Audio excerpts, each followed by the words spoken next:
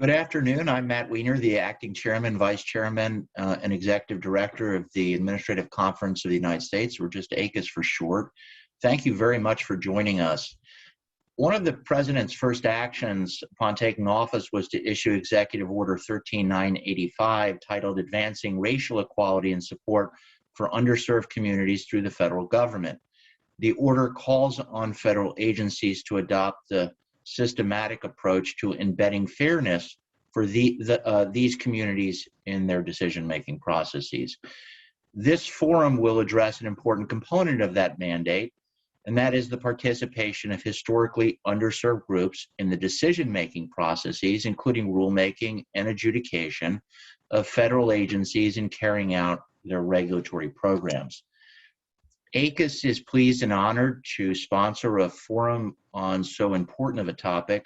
We do so in furtherance of our statutory mission, first to, and I quote, arrange for the cooperative exchange of information among federal agencies assisted by outside experts to the end that regulatory activities may be carried out expeditiously in the public interest. And second, to promote more effective participation in the rulemaking process. Perhaps the most important objective of this forum is to help agencies carry out their obligations under the executive order. It will not yield recommendations, let alone compliance guidelines, but it will, I am confident, help inform the answers agencies give to the questions that the executive order requires them to consider. That includes the question of today's panel: which communities have been historically underserved by agency processes for regulatory policymaking? Before we turn to the panel, I'd like to thank my colleagues, Mark Thompson for planning this forum, and Reeve Bull and Jeremy Grayboys for their very good counsel along the way, our panelists and moderators for giving us their time and expertise, and the administration for supporting ACUS's work in so many ways. I'd now like to recognize Adam White, a member of ACUS, a public member of ACUS, to introduce the subject of today's panel and our distinguished guests. Adam, I'll turn it over to you with my thanks. Thanks, Matt. Thanks to ACUS and to all of our speakers today, and those of you who have tuned in to hear this conversation. It's a real pleasure to be here, and I will move things right along to the speakers that you've come to see. I'll introduce them one at a time as it's each person's turn to speak, and we're going to begin the conversation on identifying underserved communities in the regulatory process with Lee Rainey of the Pew Research Center. Lee is the Pew Research's Director of Internet and Technology Research. His own writing and the writing that he leads at Pew focuses on people's online activities and the ways in which the internet is affecting all of our lives. Among his many books is the one he co-authored with Barry Wellman titled Networked: The New Social Operating System. And Lee will kick off the conversation with a survey of the current state of affairs. Lee? Thanks so much, Adam. It's a delight to be here, and it's a special honor for Pew Research to be here because we do the kind of work that we hope is useful to people like you, but we don't do it from a perspective of advocating for anything. It's social science that we hope people can use. When you think about underserved communities, sort of obvious places to start, which is mapped in the following ways by wonderful sort of interactive features on the Census Bureau. Here you can see where the percentages of people in poverty are highest in the country and where they're not so high. And we've known forever, since the dawn of social science research, that those who are poorer are less likely to be engaged in civic life and less likely to be sought out in furtherance of civic life. Similarly, the other part of sort of socioeconomic reality that affects regulatory processes and people's engagement in civic life is educational attainment. For a long time, it's been one of the strongest predictors of people's willingness to be participatory in the public life of their communities and in their nation. And here's what it looks like, again, sort of quite similar. This is the percentage of people who have graduated from high school by the year they turn 25 in the United States, and it looks pretty similar to that poverty map. And again, so those are a geographic representation of communities that probably are struggling to be involved in civic processes and struggling to be reached by regulatory agencies. I cite those two things because they're so important to understanding the most important civic act that Americans perform, which is voting. Pew Research does a lot of work understanding both voters and non-voters. And these are data from the 2016 and 2020 elections, looking at validated voters and their participation in the processes. And you can see that the non-voter population is more composed of people who have a high school diploma or less than it is from people who have higher levels of education. It's also composed of people who have lower levels of household income than people who have higher levels of household income.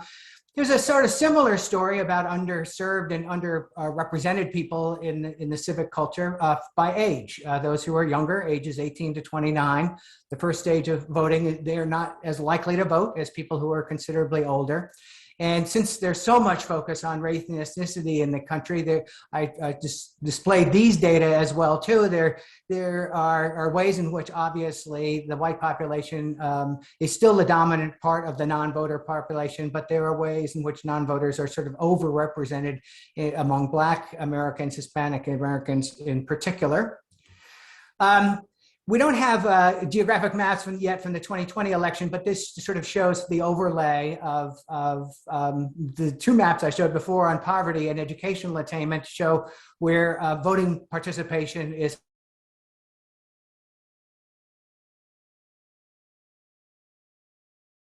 slides get, the less likely it is that people have participated in the election process, and this is by counties. We spend a bunch of time at Pew talking to people about why they don't vote.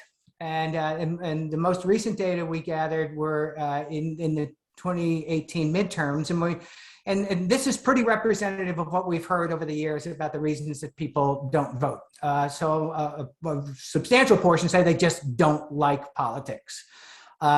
Another feels alienated because they don't feel their vote makes a difference. They don't see their voice mattering in the political culture. It's inconvenient for some. Some are just not registered, and some just don't care about who gets elected in their area, and a portion to vote. But again, it's sort of the people who are not likely to be ignored maybe by the regulatory process and not invited into the regulatory process. And then this sort of final round of slides really speak to what we study a lot in the technology research unit at Pew. We look at how these new tools might be able to enable civic participation in the culture, but we don't find that there's much of a difference between people who participate digitally and people who participate in other kinds of civic activities. So the last time we studied this really intensively was a couple of years ago, so these data might be slightly out of date. But about half of Americans directly participated in a civic group or activity in the previous 12 months. And you get that 48% by adding up all the people who said yes to at least one of the following 6 kinds of civic participation. 39% of adults recently contacted a government official or spoke out both online and offline. Again, it's adding up all the yes answers to people to these 4 basic ways that people can engage directly with policymakers in the policy community. And finally, we've taken a special look at people who use the internet to do these things. So these data, again, were taken after social networking and social media got off the ground, but it's not nearly the same environment now as it was or engaged with it. But the number I've circled there is about 39% of all Americans have done at least one of these kinds of engagement activities with political officials and with official capacities. And we know that the other factors that are involved with civic engagement relate to partisanship. The more intense someone cares about politics and follows politics and sort of is engaged with politics, the more likely they are to be engaged with all kinds of rulemaking and other elements of civil society. This is what partisanship looks like in the United States. We don't have details about intensity of partisanship, but this is not a bad way to sort of get a representation of sort of different communities and their different, the voices that are dominant in their political cultures. We do know that people who take the time to donate to political candidates are very engaged with the political process and basically have oversized voices in the process. And this is what the partisan map looks like on that. We also know that news is a very important component of people's engagement with civic life. If they're in a robust news culture, if they pay a lot of attention to news, they're much more likely to be involved in politics and civic life. And this is what news deserts look like in the United States. The red counties, as you can see, have no newspaper in them. And the yellow counties have only one newspaper in them. And the hollowing out, particularly of print journalism and local newspapers, has been one of the elements of change in political life in this country. And now we get into my area, the broadband area, where there are lots of maps that are generated about people having access to broadband. Right now, 77% of American adults have broadband in their home, so 23% don't have broadband in their home. And there's a big controversy about what broadband means. Speed with which people connect actually in their real homes is not nearly what the advertised speed is when they buy their services. And here's a sort of look at the connectivity portrait of Americans. About 85% of American adults now have smartphones, 77% have broadband, as I just mentioned. And you can see that the other side of those gaps, people who are older are less likely to have the technologies, people who are poorer are less likely to have the technologies, and people who have lower levels of education are less likely to have these technologies. And sort of the final component of this story is whether people actually can feel comfortable using the technology itself. So I think a lot of the work that the regulatory community is thinking about involves putting a lot more material online and inviting people to participate in rulemaking proceedings by online contributions. About 30% of American adults, even though they have technology, struggle with it. Either they're not confident that they can use their devices well to do what they want to do, or they need help if they get a new application or a new device in their life. And you can see here, it's particularly likely to be the case of older Americans, poorer Americans, and less well-educated Americans. So that's the sort of panoramic picture of what civic life looks like, and I hope that's a useful starting point for this conversation that really is so important. Thanks a lot, Adam. Well, thank you, Lee. I think it is a useful starting point. And now maybe we'll focus a bit more directly on the current administration and regulatory engagement specifically. We're very lucky to be joined today by two senior officials from the Biden administration who will each offer some opening remarks of their sense of this issue. If I may, I think I'll begin with Sabeel Rahman, who serves in OIRA, so of course is perhaps a little bit more directly involved in regulation per se, before we'll be joined by Danielle Conley. Sabeel Rahman is a senior counselor in the White House Office of Information and Regulatory Affairs, which, as was mentioned at the outset, under President Biden, is focused on ways to reform and modernize OIRA and the regulatory review process more generally.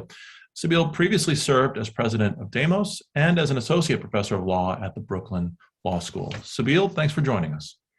Yeah, thanks, Adam and ACUS, for having us. I'm excited to share this part of the conversation with my colleague, Danielle, who I know we'll hear from in a minute.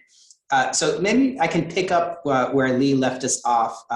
And I should say it's a double pleasure for me to be at ACUS as an admin law person, as Adam alluded. So grateful for this space. So maybe I can zoom out a little bit and think and lay out some of the big pieces for the equity executive order and the regulatory review process writ large. And so, the equity executive order itself commits the federal government to a whole of government approach. And Adam alluded to as well the modernizing regulatory review project as well, which is also part of the president's day one agenda.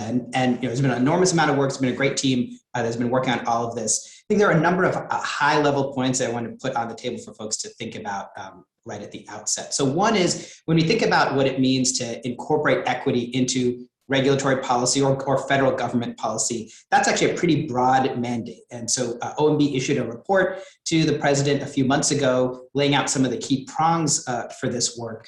One of it is actually developing the methodologies needed to analyze equity in the first place. So how do we collect the data? How do we incorporate equity impacts into policymaking from an analytic standpoint? That itself is a pretty important and methodologically challenging question. Then there are questions around actual sort of what will this mean in the world? So one of the areas that we highlighted in our OMB report, for example, is the issue of burden. There are many government programs, social services that are high impact, touch lots of constituencies, and also don't reach a lot of constituencies that they're meant to reach. How do we think about the policymaking process, the paperwork process, the kind of mechanics of administration in a way to reduce those burdens and enhance access in a way that centers equity? A third piece I want to mention is federal resources themselves. So when you think about procurement or contracting, that's another piece mentioned in the EO and that OMB has been looking at, highlights in its study. And finally, to pick up maybe where Lee left us off on stakeholder engagement, I think we all know that the challenges of civic engagement for those of us who study this work are incredibly high. They're perhaps even more high when it comes to really complex, often technical matters like regulatory policy. And one thing that the OMB report to the president from a few months ago highlights is the need to think about civic engagement and stakeholder engagement, not just in a passive, open door, whoever can file a comment on a notice and comment docket, great, God bless, right? I think it's actually the need to think, who are the communities that we're trying to reach? What are the barriers and challenges they face in engaging with government? And how do we design modes of engagement that meet people where they're at, that use technologies that can be helpful in that regard, and that can imagine different processes or approaches to engagement, right? And so those are all four very big buckets. Happy to talk more about it as we get into the conversation, but just wanted to give folks a sense of sort of the scope of the executive order and what it's looking like on this end. Administration, Danielle Conley. Danielle serves in the White House Counsel's Office as Deputy Counsel to the President. She previously served in the Justice Department from 2015 to 2017 as Associate Deputy Attorney General. And before and in, she's been a partner at the law firm WilmerHale. Danielle? Thanks very much, Adam, and very good to be with all of you this afternoon. So I'll pick up where Sabeel left off. And as he highlighted, President Biden has expressed a clear commitment to advancing equity throughout the federal government.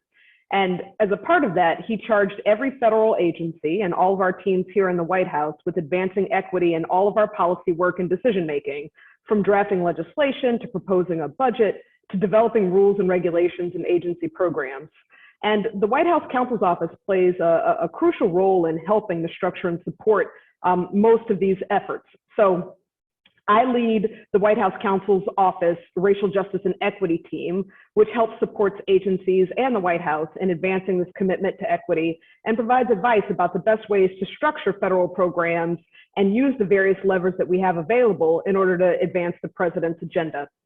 So as Sabeel mentioned, on day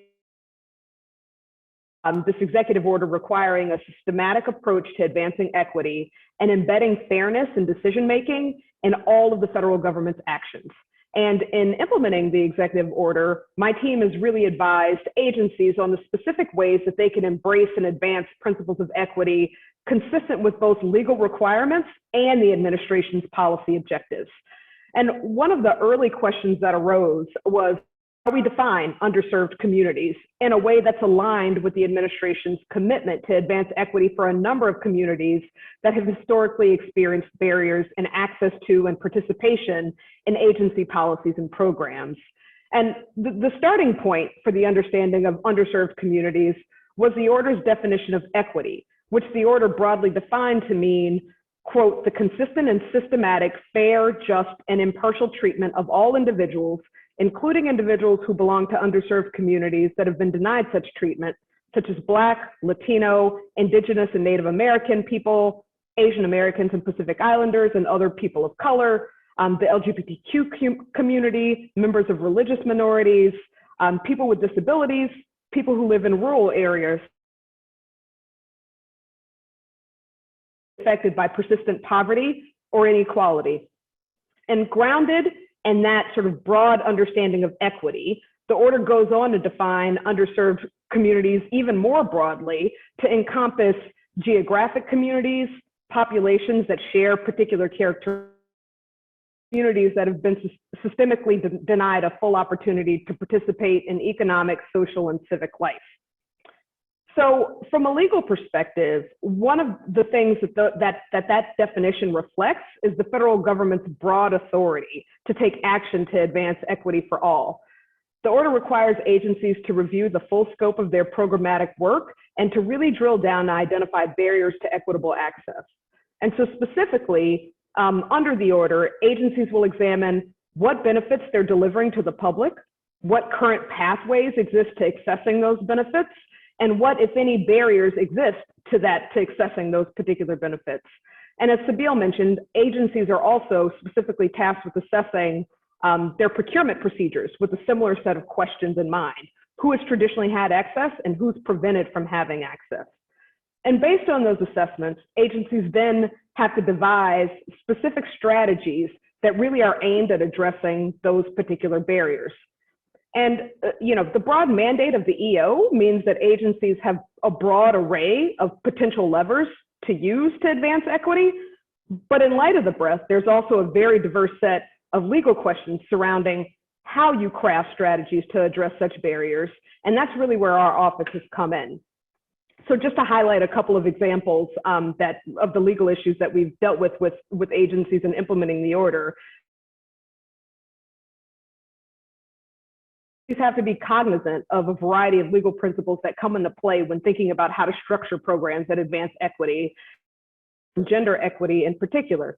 So in many instances, agencies can advance equities using race and gender tools that, if they're ultimately subject to legal challenge, will receive extremely deferential review.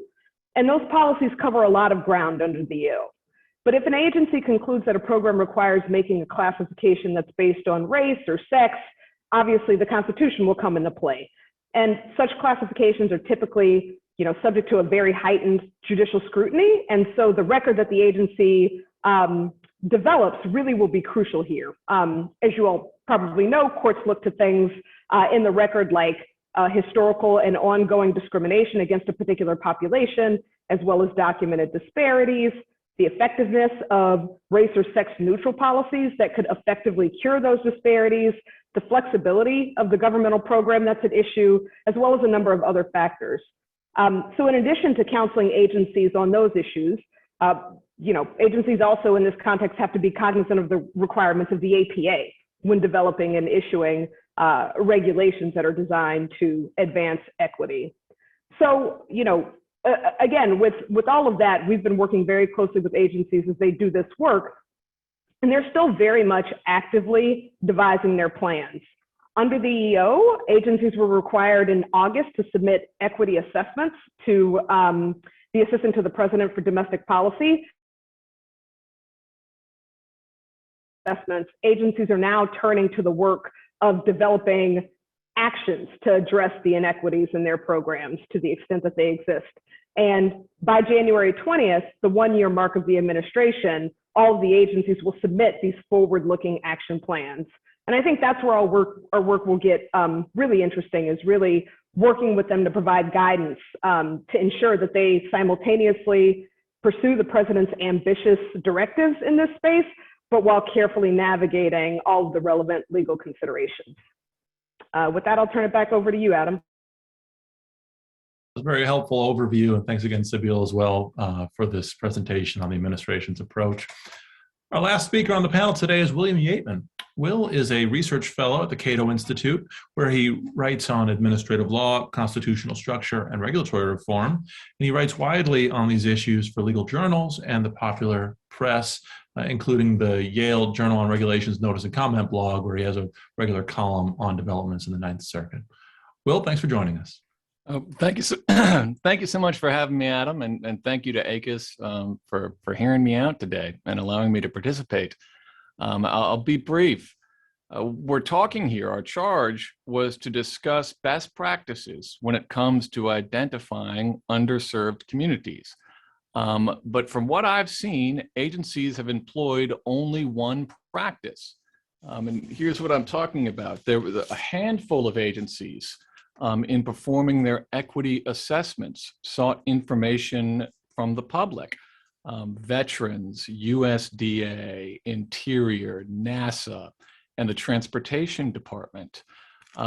All these information requests are virtually the same. What they all do is they set forth the definition. They take it wholesale from Executive Order 13895 of equity and underserved communities. And then they ask the public to come forward and to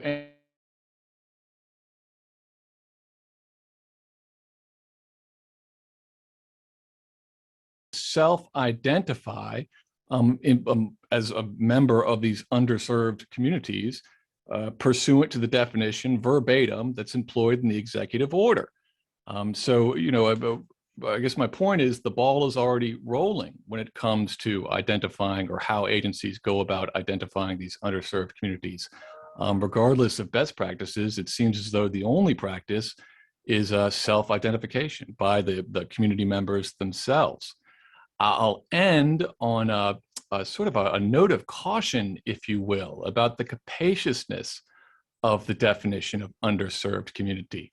Danielle read it out, and if you'll note, it includes communities affected by regional bias, religious bias, and class bias. And I wonder, to my ears, that sounds like at least 85% of the U.S. population. So, I wonder whether or not it's by trying to help everyone, you end up helping no one. I wonder feasibility concerns and the like. So that's really my 2 cents, is that we're speaking about best practices, but we've seen a sort of a uniform practice employed by agencies in identifying these communities. And again, I'm a little bit uneasy with the breadth of the definition in terms of feasibility. Thank you. Thanks, Will. And by the way, speaking of agency engagement and outreach, everybody who's tuned in has the opportunity to send questions. Please do it through the Q&A function, and I'll get to as many questions as I can. I have a couple of questions of my own, which I'll get to in just a moment. But maybe before that, we'll give Danielle and Sabeel an opportunity to offer any sort of further thoughts they have in response to what Lee and Will said. And then I'll return to to Lee for some thoughts on what we've heard so far. Sabeel, Danielle, anything you'd like to offer so far in response to what Will or maybe one just high level thought, which is, I think going back to Danielle's point earlier, right? I think there are 2 tracks in some ways to think about what this executive order entails, right? One is a sort of longer arc of building capacity, building out best practices, building out sort of the infrastructure and ideas needed to do this work for the long haul. And the other are like on some of these specific areas of focus, mentioned in the EO and elsewhere. And so I just mentioned that because I think, some of what we're learning in this early stage of the work, OMB put out an RFI as well. We got about 499 comments back, really from folks who are engaged in equity work in their own context, sort of offering what they've learned so that we're not reinventing the wheel. And I mentioned that because I think part of the implementation of this is that longer arc of creating best practices and new systems for the federal government, as well as the more specific things that might arise in context of, say, procurement, for example, that Danielle mentioned, or kind of focus. And so I think, we've all heard the metaphor, it's both a marathon and a sprint, right? But that's particularly true of this kind of work. And so just want to add that bit of context. Thanks, Sabeel. Danielle, do you have anything you'd like to add so far? No, I'll just add to the point that William made about how broad the definition of underserved populations, underserved communities is. And, we look, there was a lot of thought given to that. And I think, at bottom, the idea here is that there are populations of folks that in one way or the other have been left behind or have not had sort of the robust access to make sure that we had agencies really take a hard look at, beyond some of the historical communities that immediately come to mind, but to really look at a broad array of communities that may not have the same education, access, and just understanding about the services and programs that the federal government provides. So yes, it is broad, but I do think, very intentionally so, to make sure that really all of America can truly benefit from agency programs and policies. Thanks, Danielle. Lee, you started us off with a presentation on civic engagement more broadly, and now we've focused a little bit more directly on regulatory engagement. I'd love to hear your thoughts on the presentations that followed you, either on the administration's approach so far or Will's own concerns. 2 points. The material I was presenting almost seemed like the mirror image of what William was talking about, in the sense that there is depending on how you define it, there really is so little civic engagement for our reasons in the culture, and that sort of makes it puts a lot of the burden, I think, on the professional civic engagement community, the regulators themselves, to sort of reach people where they are, rather than depending on people to sort of navigate their pathway to them. The other thing that we've spent a lot of time at Pew studying that is so directly related to this is trust in the broader culture, both in trust in institutions and interpersonal trust, which actually sort of go hand in hand together in interesting kinds of ways. And so in a way, what's important about this conversation is the degree to which it intersects with a well-functioning society and people thinking that their voices matter. And the highest level of distrust in this culture is invested in either institutions or other people who don't see me, who don't understand my voice and don't understand my circumstances. And so this is a big, profound conversation, even though the slice of life we're looking at isn't necessarily embraced or participated in by large chunks of the culture. The way you phrased that last point about individuals who are sort of outside of the process, looking in or don't even know about it, and the administration is asking for them to offer their voice so we can see them. That actually raises a broader point that I wanted to get to, and it's about what we've lost, as you all see it, from the current regulatory approach that has given rise to this need for reform. I guess what I'm saying is civic engagement incorporates any interactions with our own civic institutions. Regulatory engagement is obviously a much more specific thing. What's lost? What's been lost by the absence of these underserved communities in the regulatory process? Is it I suppose part of it is political, people's values. Part of it is just concrete examples of how regulation or lack of regulation affects people's lives. It's surely all manner of things. And I'd love to hear how each of you think this through, of what's been lost by the absence of these underserved communities. Maybe we'll give Danielle a chance to go first.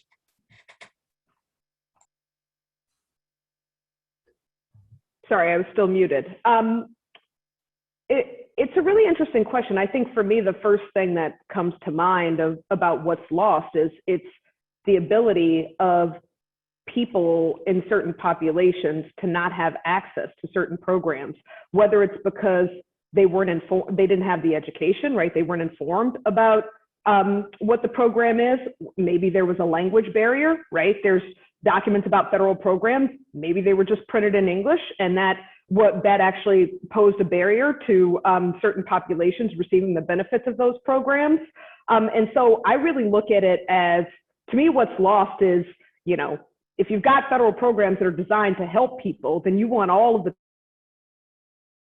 to understand that those programs are there and the benefits that they provide. So, I guess from my perspective, it's that simple. Thanks, Danielle. Sabila, would you like to add anything? Yeah, I think maybe just riffing off of that a little bit. We're government is here to serve the public at large, right? And it's hard to do that if you're not actually, have the mechanisms to engage, particularly folks who are underserved or face chronic barriers of various kinds.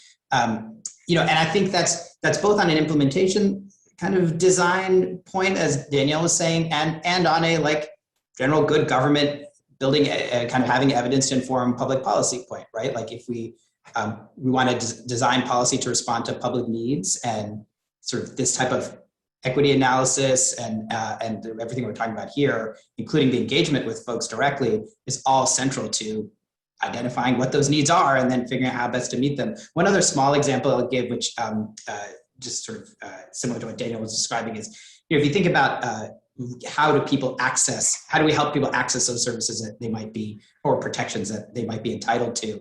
It's not just like, do they even know about it?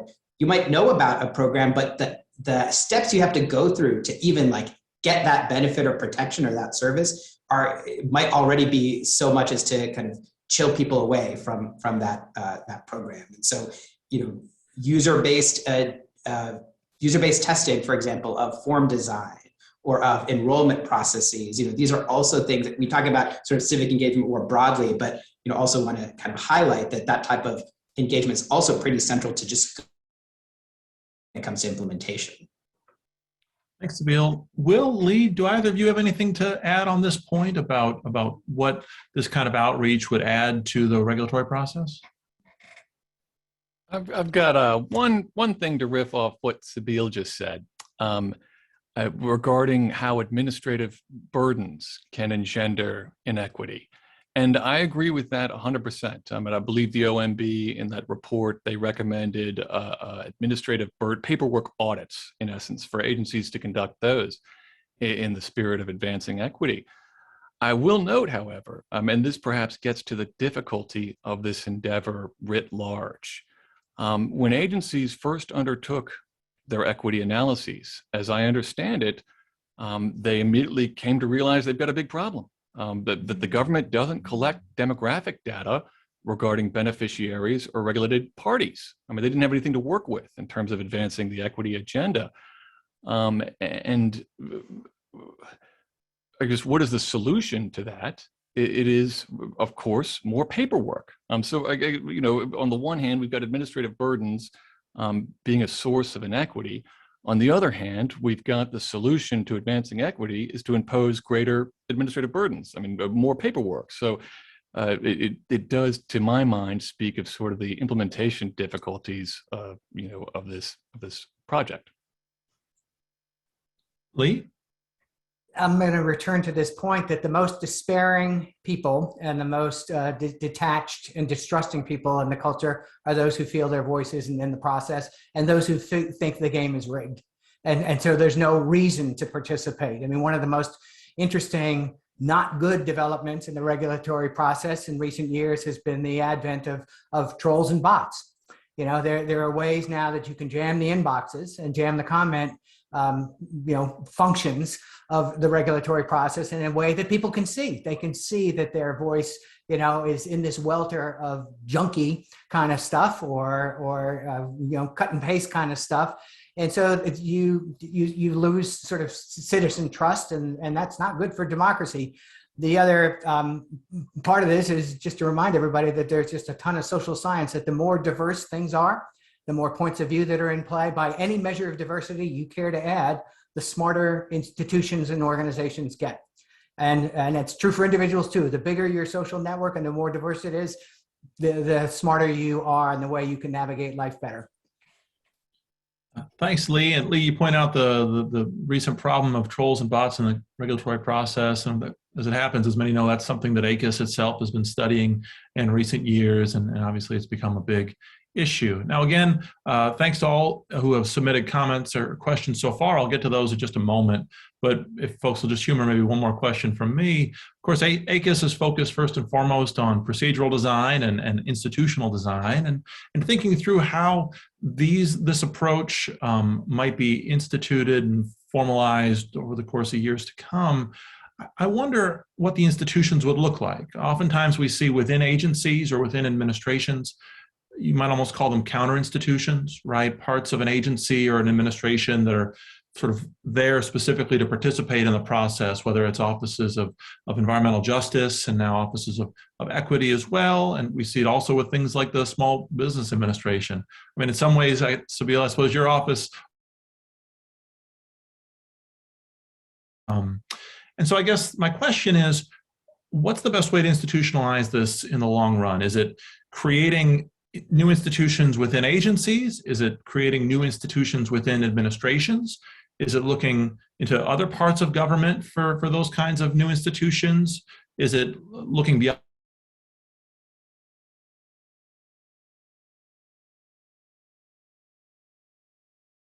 carry this out. Lee, maybe we'll start with you this time. Wow, I'm going to maybe be way off the grid here in this answer, but it sort of starts with the internet for me in the sense of thinking networked. Rather than hierarchical or top down, it might be a useful thing.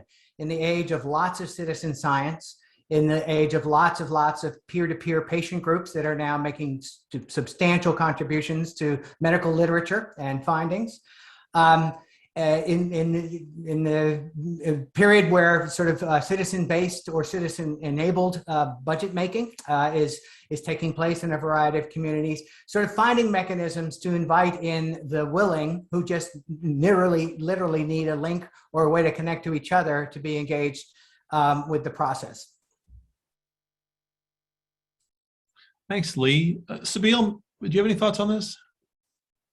I mean, I think there are lots of ways that this could go, and we were just at the start of what I hope is a long process of figuring this out and trying to sort of embed some of these ideas. Maybe in the spirit of your question, Adam. One of the things that we mentioned in our OMB study to the president a couple of months ago is that actually having a couple of different examples of how this might go, right? In this, so like. One of the examples in the study talks about sort of more issue-specific expertise. So we have a customer experience team, for example, whose expertise is in engaging the public to figure. We were talking about a minute ago. At the same time, we also have existing efforts that NIH has a participatory research program to sort of engage in some of those types of expert and citizen. Expert and community collaborations. And so there are lots of examples already, right? I think part of what we're looking forward to in this process as the agencies are identifying their sort of one-year strategic plans that Danielle mentioned is sort of thinking about what are those promising avenues to like explore more, do more on that we haven't tried yet, that we ought to be trying, right? And I think all of us hope that this would be something that becomes part of the day-to-day practice of agencies. And I think that requires a couple of different types, probably overlapping types of institutionalization. Danielle, Will, do either of you have anything to add on that? No, I mean, I'll just agree with everything that Sabeel said on that. And I do think one of the things that agencies are thinking about is how do we create that muscle memory? Like how do we embed, a lot of them are creating equity teams or have an equity point person who is working with senior leadership at the agency to really ask these questions about various policies and programs. And I think, the more that becomes sort of a regular day-to-day process, we're developing a new program, we're developing a new policy. Let's ask these questions. Who are the intended recipients? How are we going to reach those intended recipients? Is there anyone that we're leaving behind really at the front end of the policy process? Hopefully those kinds of questions and that sort of assessment and analysis will become embedded in everything that the agencies are doing. At least, that is certainly our hope. Okay. Thanks, Danielle. Will? Just super brief. Under civic engagement. I mean, there's been get out the vote type efforts time immemorial, and it's just really, really difficult. I mean, I'll note this with respect to potential barriers to participating in the regulatory process. It could not be easier to submit a comment, to participate in the notice and comment process. I mean, if you Google even around the subject matter of an important rule, it'll take you right to the Federal Register page, federalregister.gov, and in the top right, in a big green button, it says "Submit comment here." It just doesn't get any easier than that in today's age. So I certainly aspire and hope for 100% civic engagement in this country, but I recognize how tough it is, and I'm not sure how much easier it can be to participate in the regulatory process. In terms of participation, let's turn to some of the audience questions. At least a couple of them so far have raised questions about what this participation would look like. I'll do my best to summarize the questions that are coming in. Apologies in advance if I butcher anybody's question. But Grant McIntyre, for example, he points out that even if there is increased outreach and engagement with underserved communities, He says the trade groups and NGOs that already get visits with agency heads will surely have an outsized role in the regulatory process, while underserved populations will still be at risk of getting lumped together in summaries of comments in the Federal Register. Similarly, Amit Narang, offers a similar question, saying that every time we add more steps to the regulatory process, we get more opportunity for the sort of already loudest voices in the room to have their outsized impact. And so I guess as a practical matter, how do we not just promote outreach to underserved communities, but also give weight to their comments in a way that counterweights a little bit the outsized, loudest voices in the room? I already butchered 2 questions. I'm sorry about it. Lee or Danielle, you went near the end last time. Would you like to go first on this? Sure. I mean, I think a part of this really is about, and Sabeel touched on this briefly, about engaging stakeholders and how that's one of the key pieces of this, is ensuring that like agencies are engaging stakeholders. But I think we've got to look at a wide variety of stakeholders. And so it's not just the same, the same NGOs and others who get voices, with administrations all the time, but really being thoughtful about engaging stakeholders that maybe, the government hasn't traditionally engaged before, and like really thinking through like, who are the populations we haven't touched, and who are the folks who represent those populations, their interests. And I do think that agencies are trying to be thoughtful about that, about, thinking through the various stakeholders that they can touch to get at these various populations. But, I think it's an area where, there's always room for improvement. Sabeel? Yeah, and I mean, I think these are points well taken, sort of, as Danielle mentioned, sort of areas to get better. I mean, if I do that classic law professor thing of responding to a question and toss it back to you all with a question, but as you said, Adam, ACUS, your expertise is in fact institutional design, and so I feel like this would be a great topic for you all. I think we're very much thinking through some of those implications and trade-offs, and really looking to learn and experiment as we go deeper into this work. And so there's rarely a silver bullet perfect answer, right, about what the kind of platonic process ought to be. It's my intuition is going to require again, an all of the above approach and a lot of experimenting, right, to try to find a good balance where we're actually able to get meaningful engagement from folks that is also meaningful to the communities themselves, right? I think very Bill and Lee were raising earlier. Thanks, Sabeel. If you hear noise in the background, that's the ACUS machinery swinging into action. Love it. That's great. Will, Lee, any thoughts on this institutional question about how to not just promote engagement, but also to give greater weight to voices that they might not otherwise receive? I am thinking about the hacks that citizens do now to become active participants in their communities. Most dramatically, we often see this in natural disasters. Just people find a way to pitch their voices in, to pitch their hearts and souls and resources into.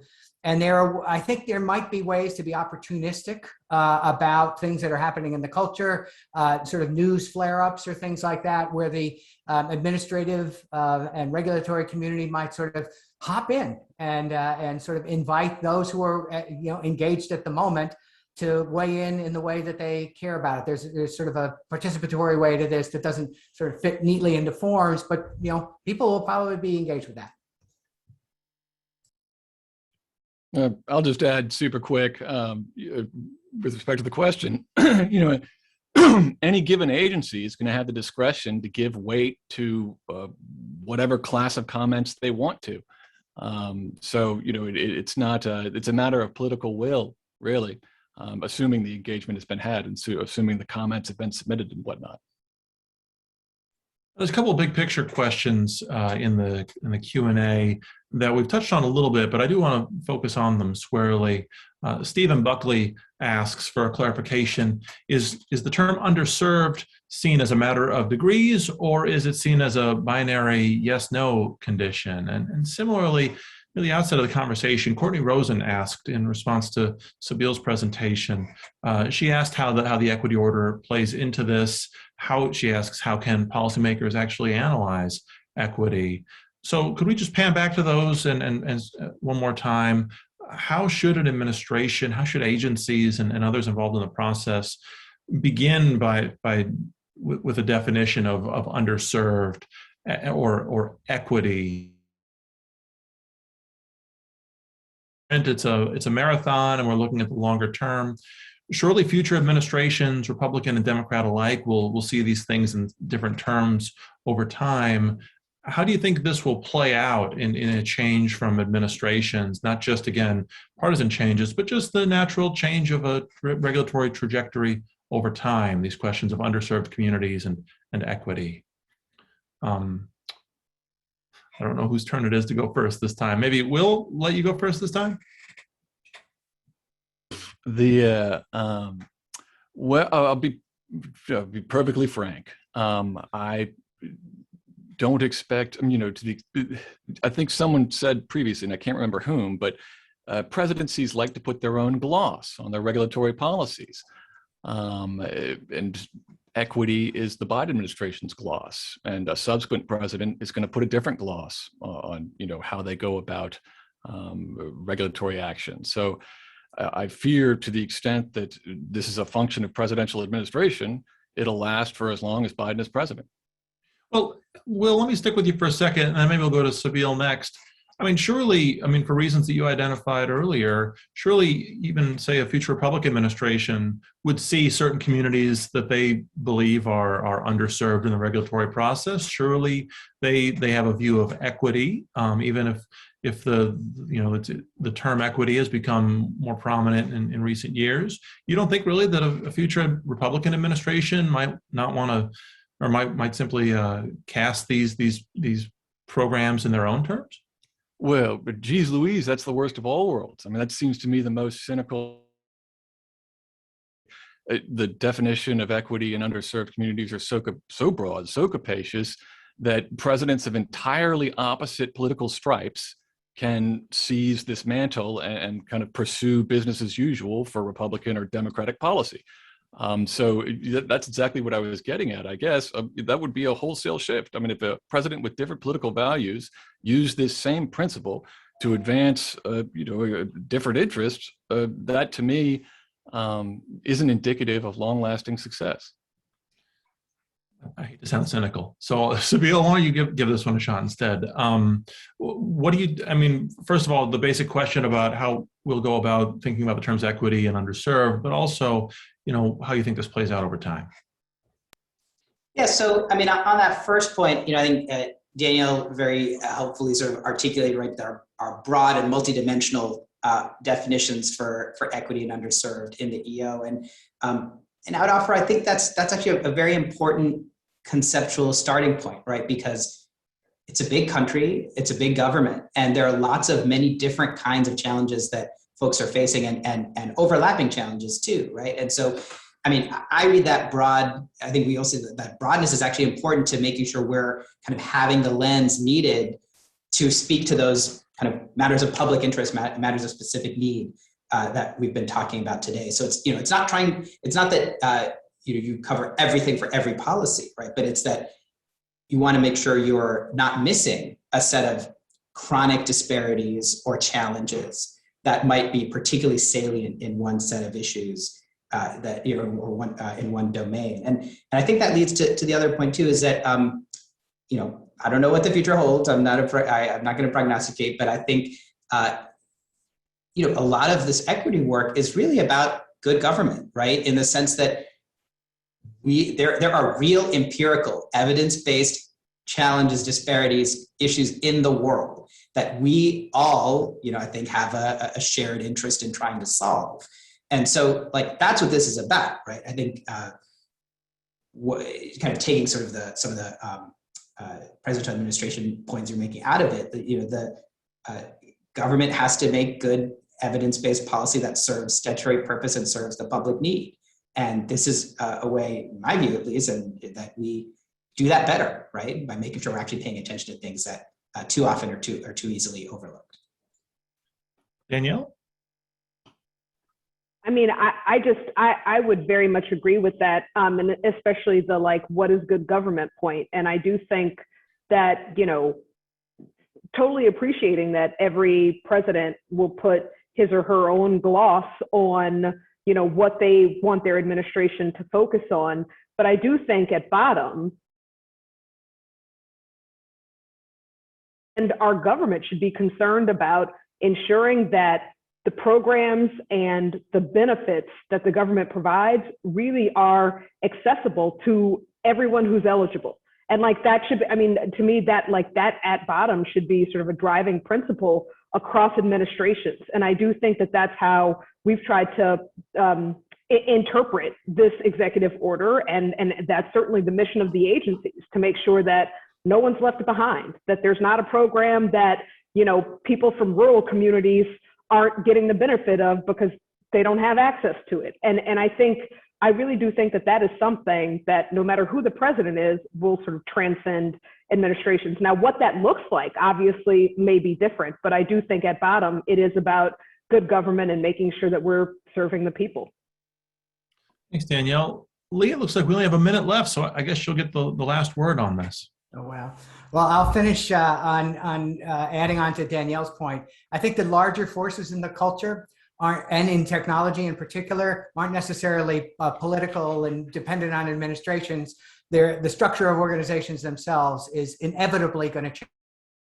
This is an age where we actually have so many more voices in the public square, visible, than we've ever seen before. There's going to be some way that the regulatory state is going to figure out how to watch, monitor, draw the data from them, as Sabeel suggested, and make meaning out of it in a way that doesn't necessarily require people to make a comment in a comment website on an agency structure. The other thing that will happen is that citizens themselves are just going to make their voices known, whether they comply with the process of commenting on rules or not. And so things are going to be less hierarchical. They're going to be more visible. There's going to be more data. I can imagine all the agencies represented in the audience here are going to have artificial intelligence tools that are going to help them figure out who's underserved or whose voice isn't yet fully in the process. And so, that kind of stuff is going to change the nature of this over time. Thanks, Lee. Thanks again for all of this, and apologies to those in the audience who submitted questions that we didn't get a chance to get to. I see there's a question in there about the eventual nomination of an OIRA administrator. Sabeel, I was looking forward to posing that question to you, and I'm just kidding.